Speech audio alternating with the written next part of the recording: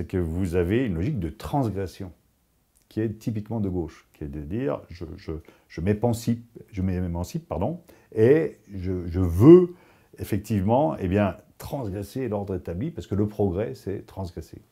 Et vous avez le vote de droite qui consiste à dire je transmets, mais je ne transgresse pas. Je préserve, je conserve, mais encore une fois, je ne suis pas dans une logique de table rase. Et vous avez à la fin un vote qui est très droite-gauche. Et l'élection d'Emmanuel Macron consiste effectivement à aller encore un peu plus loin dans cette logique entre une autonomie qui est revendiquée comme étant émancipatrice et qui aussi se s'allie avec une philosophie libérale, totale, libérale économiquement, libérale sociétalement, etc. Et il y a une autre conception dans laquelle on n'est pas sur une logique d'individu abstrait, interchangeable, mais une logique de personne, c'est tout le personnalisme, et où on croit effectivement à l'enracinement, on croit qu'on est...